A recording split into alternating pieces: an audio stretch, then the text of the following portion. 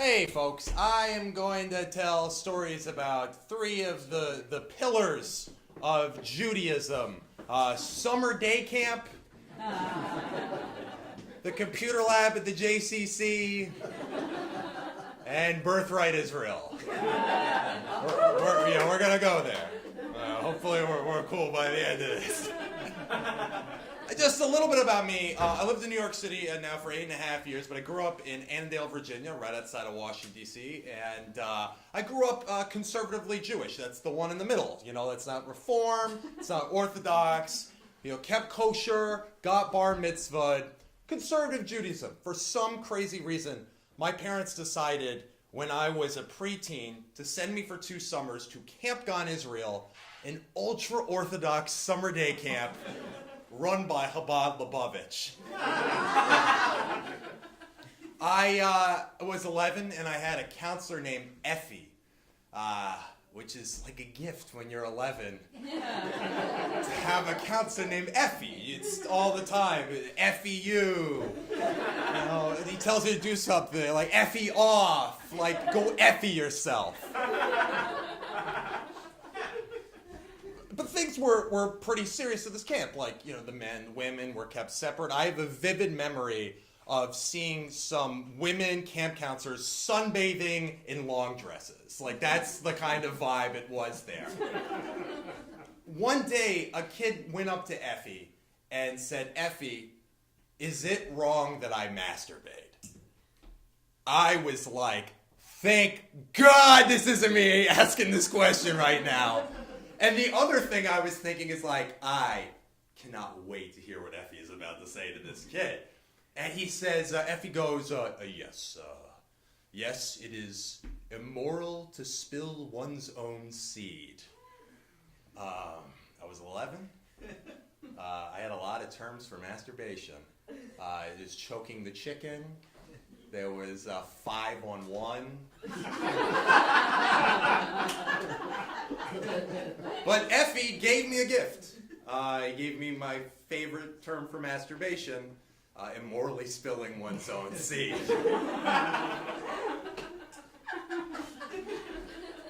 And my second summer at Camp Gan, Israel, was the summer that The Lost World came out, the sequel to Jurassic Park. That was the big summer movie that summer in 1997. And one day, there's me and 3 other kids were all just talking about how amazing this movie was, because we're 12. And when you're 12, the movie was amazing. But it's really not that amazing.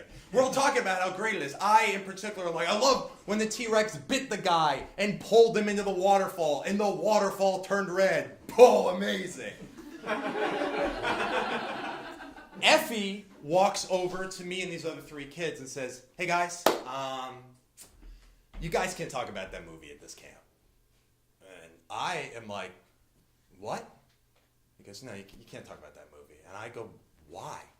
And Effie says, "Look, David, the world is 5,700 years old. It says that in the Torah. Nothing can be millions of years old like dinosaurs. They're atheistic propaganda, and at this camp, you don't talk about dinosaurs." 12-year-old me is like, "What? What?" I was like, "Effie, no Flintstones?" He's like, "No Flintstones." "Effie, what about the Barney jokes we're making?" "Effie, he'll let that slide," he says. And really, I was a coach. I really believed in Judaism. And that, at 12 years old, and there's a lot of nice stuff about, tzedakah, that whole thing about, you give to someone, you don't know who's receiving it, and they receive it, and they don't know who that is. Beautiful. Judaism has so many beautiful thoughts. 12 years old, though, being told I couldn't talk about dinosaurs because the world is 5,700 years old, that was the first time I was like, maybe Judaism, not entirely my thing, in a lot of ways. This is kind of more of my Judaism, this night here. Telling stories and eating pepperoni pizza. That was that warmed my heart. That was like going over to the Goy's house and they're like, "You want Lucky Charms for breakfast?" I was like, "Yes, amazing." my folks always worked late. So during the summer, I would go to summer day camp, and after school, from kindergarten up until the beginning of 6th grade, I would take the bus after school and go to the Jewish Community Center in Northern Virginia. And there I would shoot hoops, very poorly, and do my homework, also very poorly. And I would play computer games in the computer lab at the JCC. And there weren't always computer games at the JCC, but when I was in 5th grade, they hired this guy named Sergey, this fresh off the boat Russian Jew, thick accent. He's probably then about the age that I am now. And most important thing about Sergey, this guy knew a ton about computers, and he installed all these computer games on the computers of the JCC, and a lot of them were like cartoony, kid-friendly affairs, stuff like Hugo's House of Horrors and Lakers vs. Celtics basketball, Commander Keen, seeing a lot of blank faces at these titles. 90 shareware, maybe not this crowd. I don't know. But Sergey installed 2 games in the computer lab that I think you guys are going to understand when I tell you about them. They warped my young Jewish impressionable mind. The first game that he installed that blew my mind was called Conflict, Middle East Political Simulator.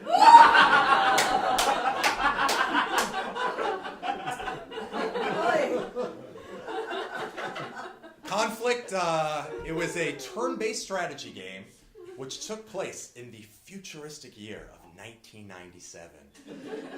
The Israeli prime minister in this game has just been assassinated, and you take over, and what do you do in this game? You bomb the shit out of Jordan and Syria and Iran and Iraq and Lebanon. That's all you do in this game. But the thing is, though, is despite this premise that the game had, it really didn't show you anything. It was just a map of the Middle East and a bunch of text on the screen.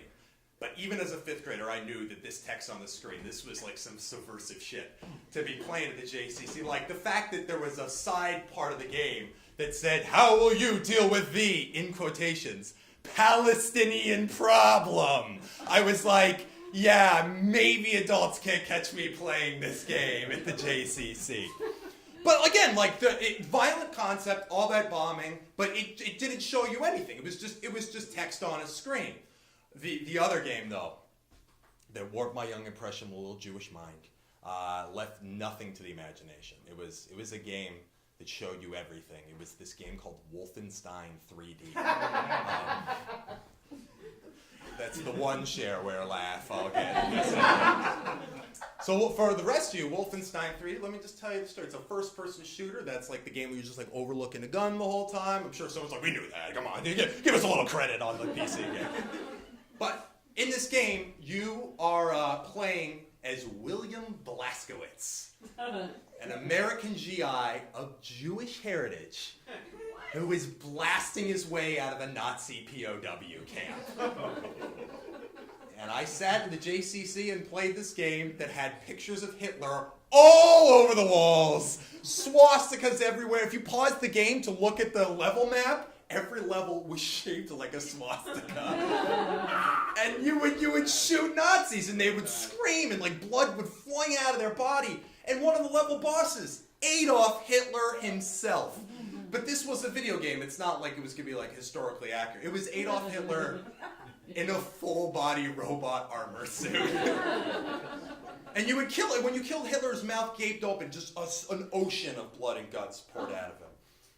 And I got to tell you, folks, kosher keeping, shul going, 5th grade David Lawson thought playing Wolfenstein 3D was a good Jewish thing to do.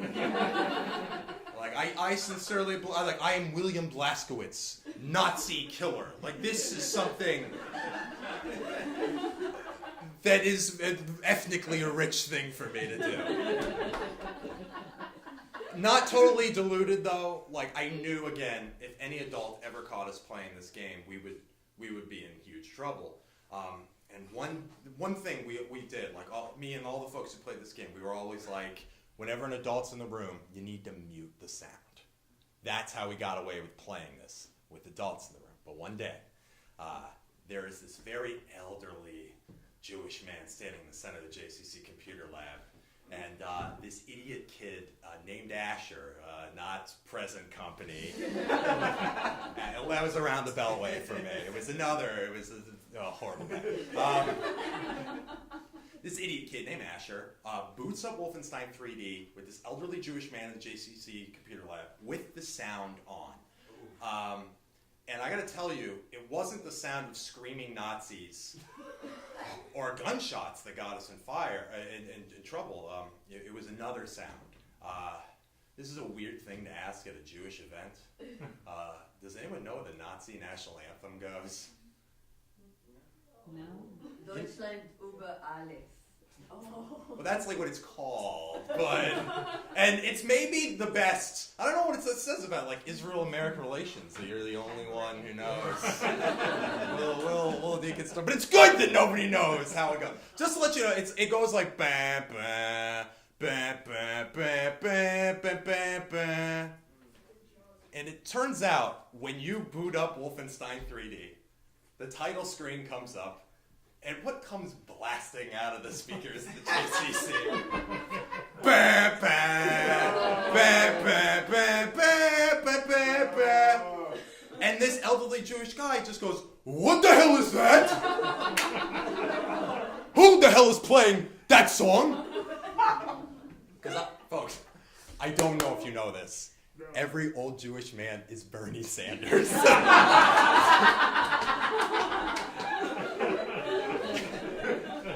And he sees the screen, which has William Blazkowicz holding a gun about to blow out a Nazi's brain. And I know our fun is over. Things are about to change at the JCC. And they held a closed-door meeting between concerned staff members, concerned parents and staff members. And what I would have given to have been a fly on the wall as an adult at this meeting, as I'm sure someone was like, you are peddling Zionistic propaganda and a Nazi killing simulator to our children.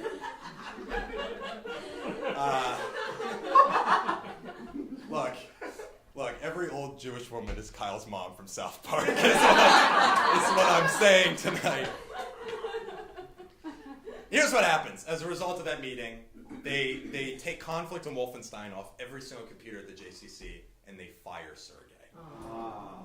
And yeah, all of us really took this really hard. And I had this friend named Josh who was really upset because we had to play the kid-friendly games again, like Commander Keen. And he comes up to me and he says, "David, just before Sergey left, he told me something. He told me to boot up Commander Keen, go to the Temple of the Moon's level, stand on a moon logo on the floor, wait a few seconds, and see what happens."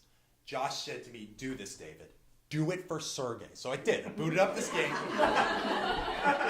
I stood on the moon logo in the game. I waited a few seconds. And in this kid-friendly, cartoony, happy game, Commander Keen turns around and pulls out his ass and shows it to the screen. And the second I saw that pixelated anus, I said out loud, "The spirit of Sergey is alive and well."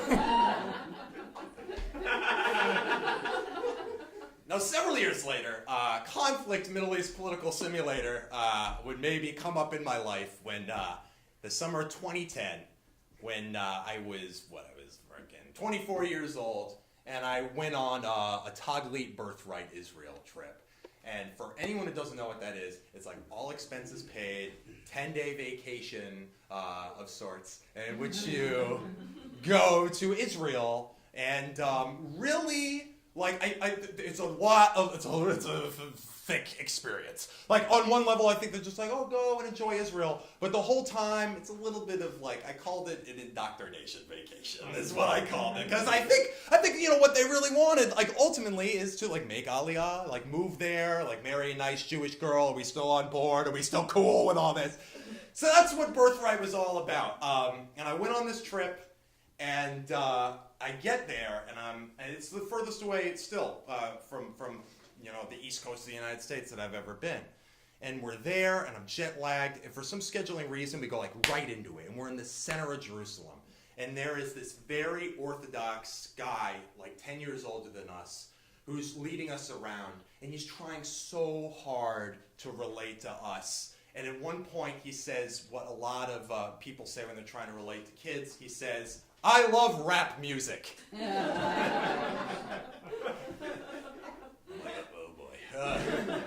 So I like rap music. He says, my favorite rap group is Public Enemy, and my favorite song by them is Night of the Living Bassheads. And he said, standing here in Jerusalem, there is a quote from Martin Luther King that is sampled in that song that I want to recite to all of you here, all 30 of you on this birthright group. And the quote is, have you forgotten that once we were brought here, we were robbed of our name, robbed of our language, we lost our religion, our culture, our God, and many of us, by the way we act, even lost our minds. The second he says that quote, I'm like, oh man, I know that Public Enemy song, and I know that quote that's sampled in the beginning of that song. That is not Martin Luther King. That is not like love is the answer, turn the other cheek, Martin Luther King. That is Khalid Abdul Muhammad. Mr. Jews run the Federal Reserve. Mr. Not quite 6 million. Khalid Abdul Muhammad. And I really want to tell this nice guy that he is quoting a notorious anti-Semite in the Jewish quarter of Jerusalem to all of us. That is a hard thing to tell someone politely. So I just let it slide. And the whole time I'm in Israel on this birthright trip, I am kind of feeling like a bit of an ugly American because I am like loving relating to American pop culture outside of America. I go to a store that's selling kippahs, the skull caps, like the 2 people here don't know what that is.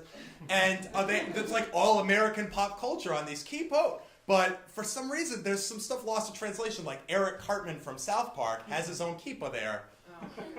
But he's really skinny, and he has a lazy eye.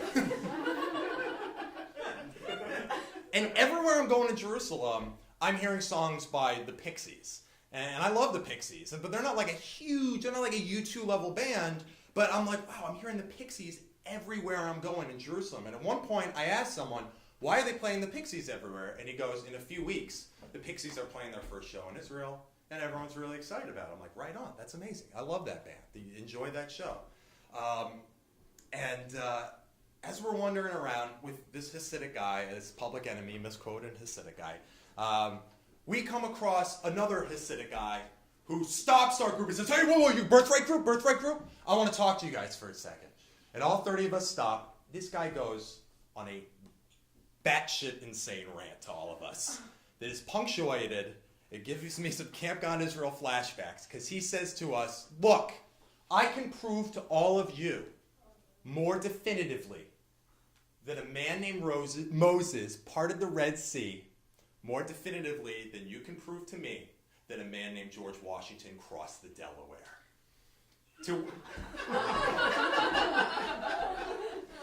To which, yes, I did call it like an indoctrination vacation, but even our guide literally was like, enough of this guy! Let's keep moving. Enough of this guy. A few days into our trip, we go to the Dead Sea. I was so excited to go to the Dead Sea for a really organic, real reason, which was my friends' Facebook pictures. Because maybe you have the same Facebook friends that I do. Like, you see all these pictures, like, I went on Birthright. Here I am at the Dead Sea, covered in mud.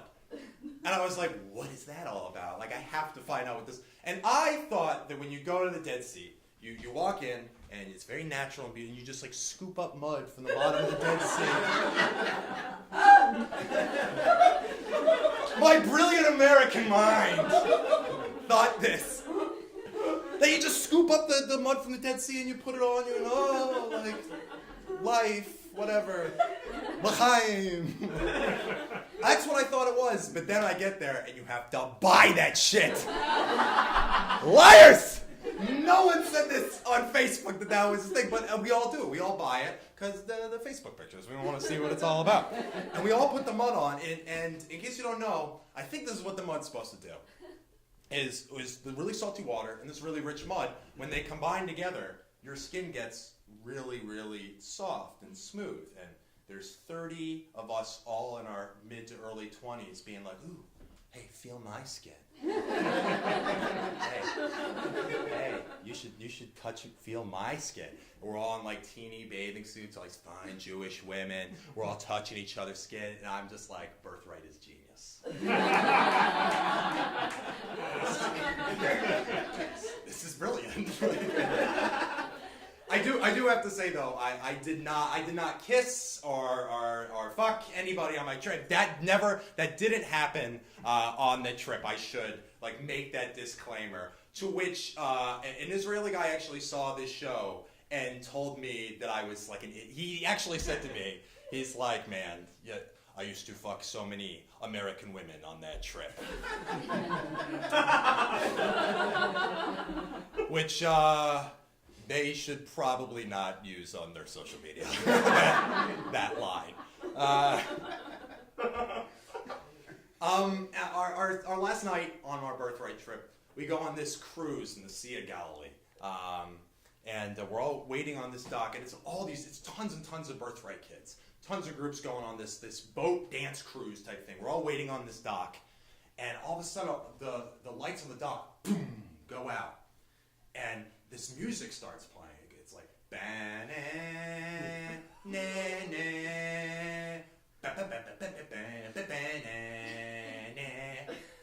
and it's the ecstasy of gold from The Good, the Bad, and the Ugly. AKA, if you're like me, the song Metallica takes the stage too. And I'm getting really pumped up. I'm like, wow, this is really exciting. And in the distance, the boat we're going to be dancing on that night is dramatically lit up, and it's coming into the dock. And over the loudspeaker at the dock, this is just like in the middle of just people walking around. This voice says, "Ladies and gentlemen, tonight we welcome these American visitors to our land. Let's hear it for these future residents of the state of Israel."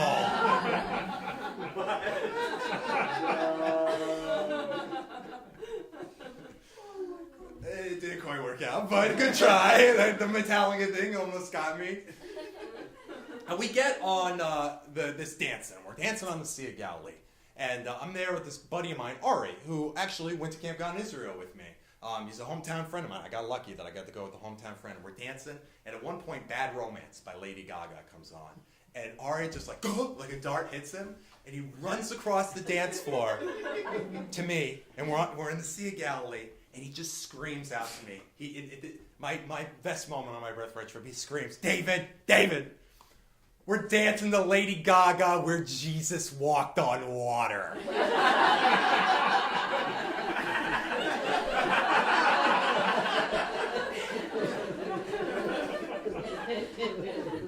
And I go to sleep that night after drinking a lot of Gold Star, which I thought was delicious, by the way. I wake up the next day, I'm really hungover, and I just flip on the television. It's my last day in Israel on my birthright trip. I flip on the television, it's playing Disney's Aladdin. And immediately I'm like, well, this is beautiful. I'm never going to forget this. My last day in Israel, I'm watching an American cartoon set in Iran, dubbed in Hebrew. That is a moment right there. And I get home, and thing is a lot of people I've talked to who've gone on birthright, they often say that they'll be like, what international incident happened before, after, or during when you were on birthright? And for me, 10 days after I got back, there was an incident in the Mediterranean Sea, the flotilla, and IDF kills 9 Palestinian activists. And that was the one that happened just a week and a half after I got back. And I just got back, and I was like, oh my God, I was just there. I need to read every single news article about this. And I was reading all of these articles, and I had a reaction that you don't often associate with reading about Middle East tension. I'm reading the articles, I'm scanning through them, and I just went, ha! That's exactly what I did in my computer. Because I saw the headline that said, "The Pixies Cancel Israel Show."